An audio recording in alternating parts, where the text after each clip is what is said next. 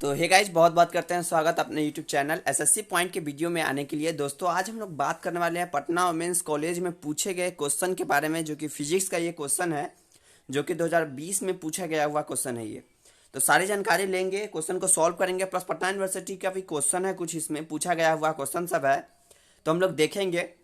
क्योंकि सारे क्वेश्चन पूछे गए ही हुए हैं पटना यूनिवर्सिटी और पटना वुमेन्स कॉलेज में, इसी पैटर्न पे आपकी पढ़ाई भी चल रही है। तो आप मेरे चैनल के प्लेलिस्ट में जाकर, बीएससी के प्लेलिस्ट में जाकर, वहाँ से आप पढ़ सकते हैं। वहाँ से हर एक सब्जेक्ट की पढ़ाई स्टार्ट है, तो वही क्वेश्चन पढ़ाया जा रहा है जो कि एग्जाम में पूछे जाते हैं। तो चलिए फिर शुरू करते हैं। जो भी स्टूडेंट देखे होंगे मेरे वीडियो, वो वाले सब जो कि फिजिक्स के, केमिस्ट्री के, मैथ के, उनको समझ में आ रहा होगा कि क्या मैं पढ़ाया हूँ ये सब या नहीं पढ़ाया हूँ।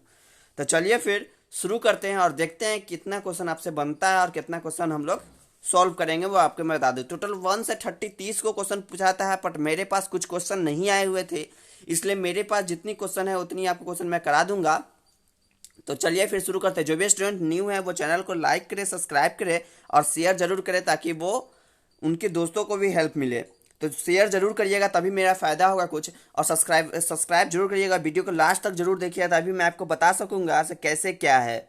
चलिए फिर मैं आपको बता देता हूँ। आपको सिंपली मेरे टेलीग्राम चैनल पर जाना है। इसके पीडीएफ के लिए टेलीग्राम चैनल पर डिस्क्रिप्शन में आपको लिंक मिल जाएगा। SSC point with Saurabh Jha के नाम से आप सर्च करके भी ज्वाइन कर सकते हैं। जो अभी तक ज्वाइन नहीं किए हैं वो ज्वाइन जरूर कर ले, वहाँ पर ही आपको पीडीएफ प्रोवाइड किया जाता है।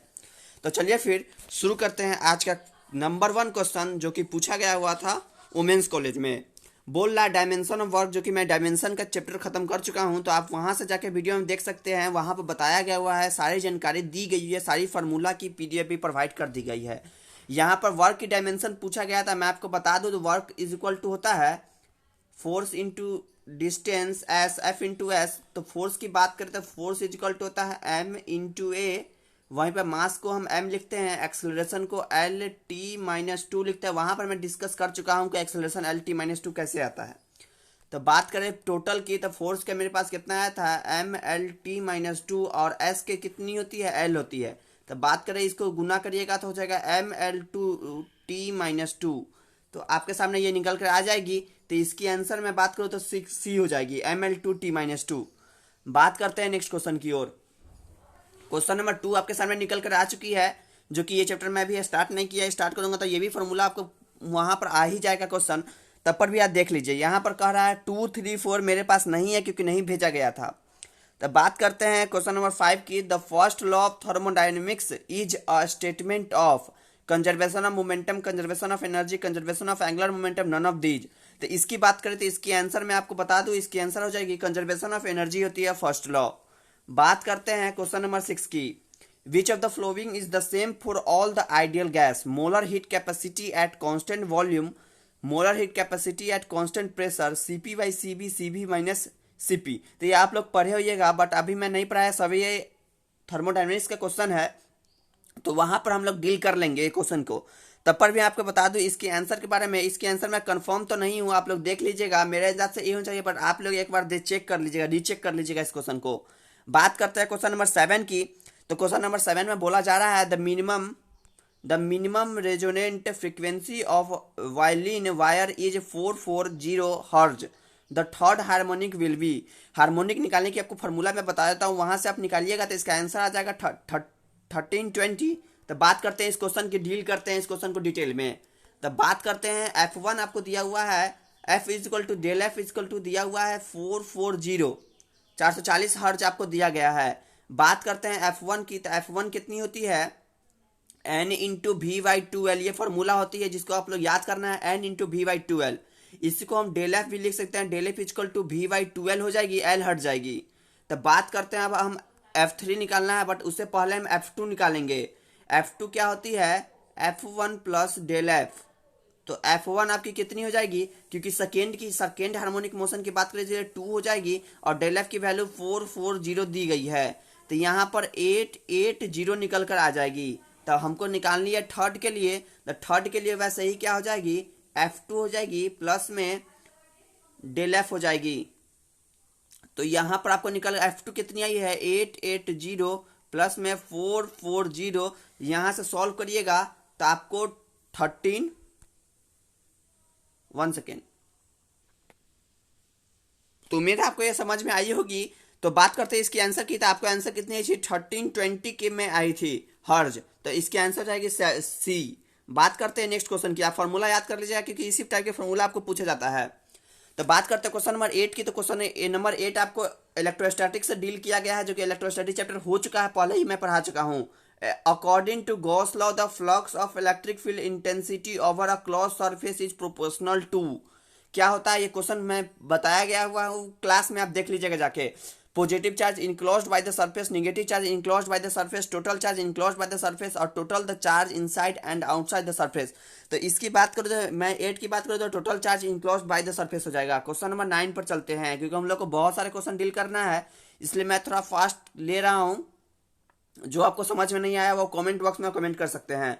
The charge and potential of a conductor are Q and V, if Q is double the new potential will B.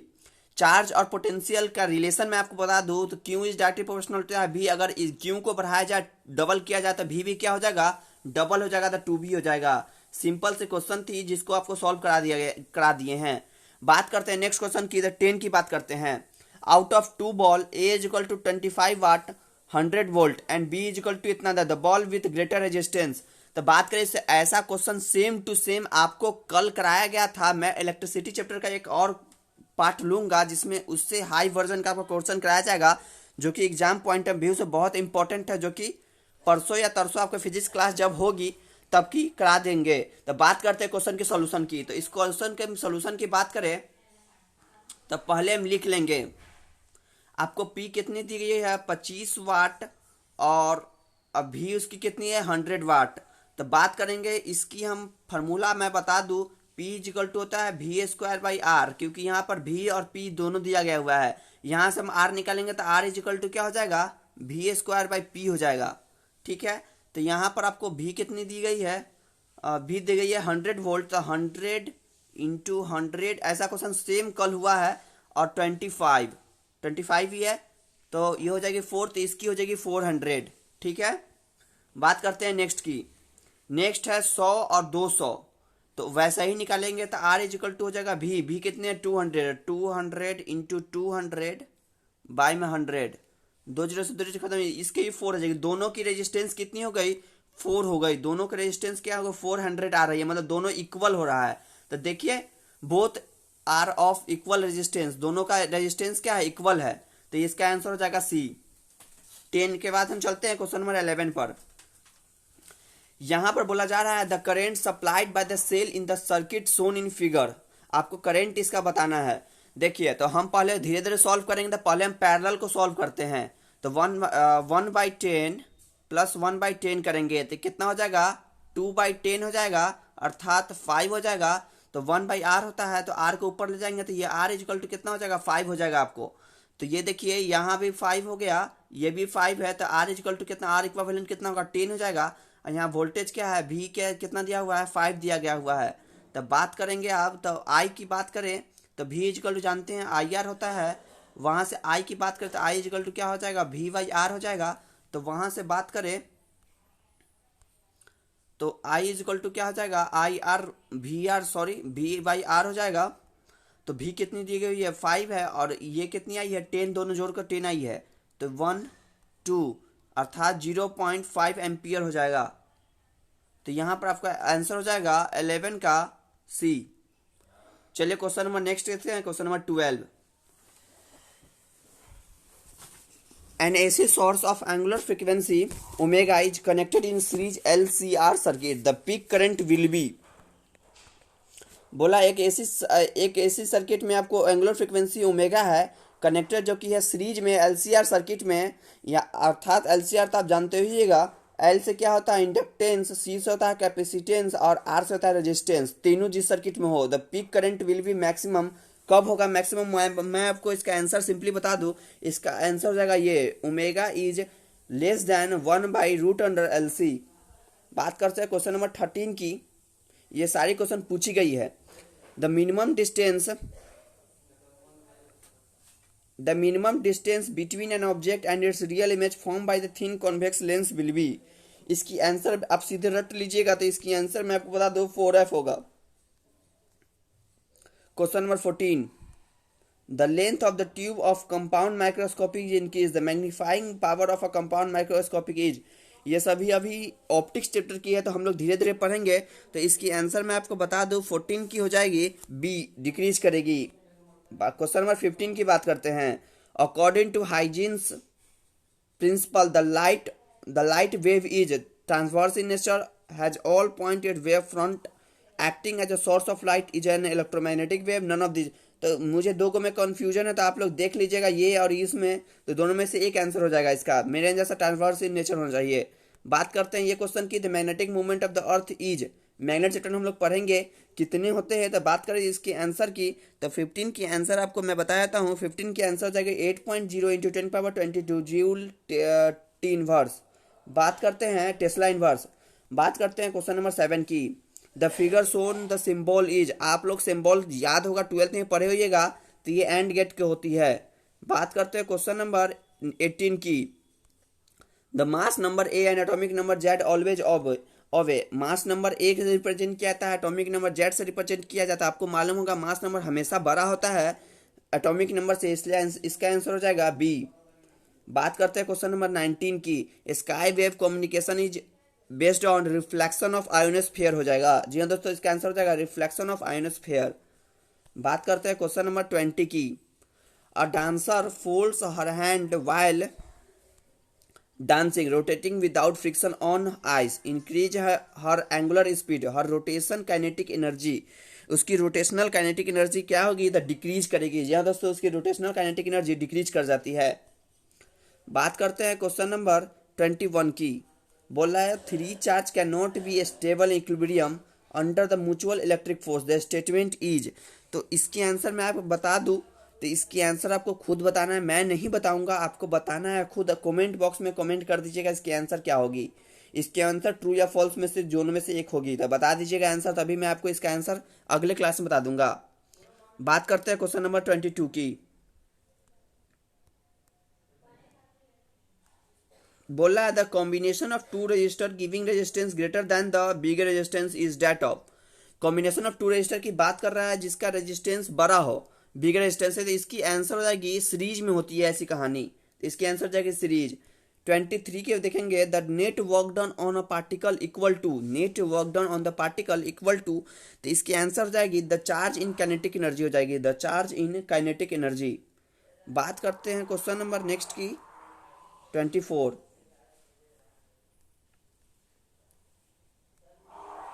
the ray goes from denser to rarer medium, its deviation may be, the rays goes from denser to rarer medium, its deviation may be 90 degree पर होती है। जी हाँ दोस्तों, 90 degree पर होती है। बात करते हैं इस क्वेश्चन की, the Bernoulli's theorem of fluid flow is based on the law of moment of conservation, energy conservation, mass conservation, angular momentum conservation, तो इसकी आंसर हो जाएगी बी, एनर्जी कंजर्वेशन। बात करते हैं क्वेश्चन नंबर 26 की, the property of viscosity is associated with fluids हो जाएगी। क्वेश्चन नंबर 27 की बात करें,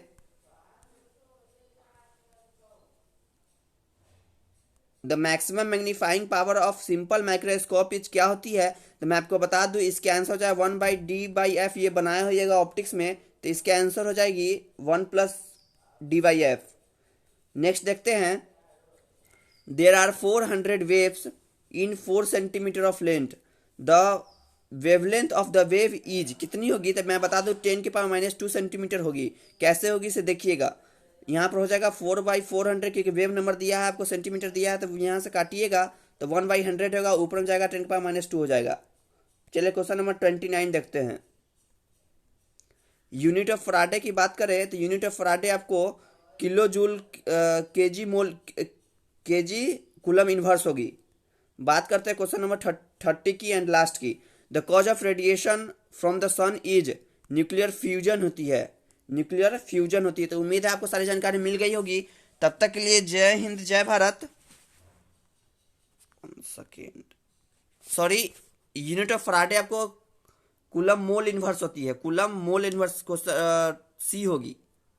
चलिए तब तक के लिए जय हिंद जय भारत। तो मेरे चैनल को लाइक करें, सब्सक्राइब करें एंड